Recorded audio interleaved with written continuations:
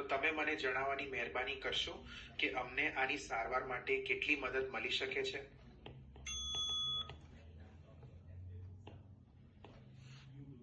રવિ.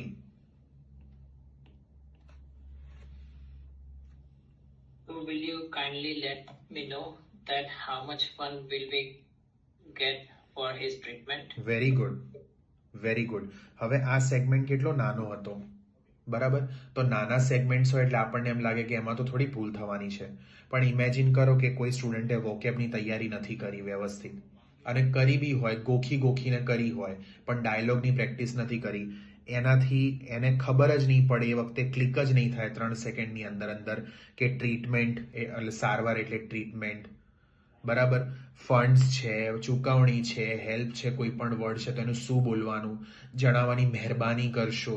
એકદમ ગૂંચવાઈ જશે આ બધા વોકેબમાં, એ વખતે પેનિક મોડમાં જતો રહેશે, પ્રેક્ટિસ નહીં હોય તો, બરાબર?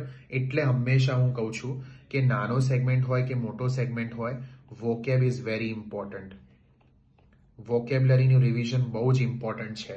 મેં ઘણી વખતે નોટિસ કર્યું છે, સ્ટુડન્ટ્સ એકવાર ડાયલોગ પ્રેક્ટિસ સ્ટાર્ટ કરી દે પછી વોકેબ ભૂલી જાય છે, સાઈડમાં મૂકી દે છે. એ તમારી મોટામાં મોટી ભૂલ, યાદ રાખજો.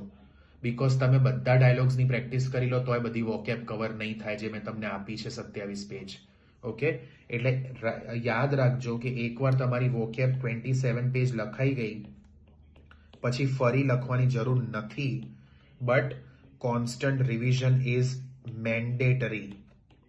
આ લખી નાખજો, બરાબર?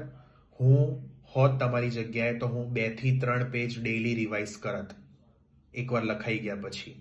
એ કમ્પલસરી મારો ગોલ હોય, અને એની જોડે હું ડાયલોગ પ્રેક્ટિસ કરત, નોટ ટેકિંગ. આ બંને પેરેલલ ચાલવું જોઈએ.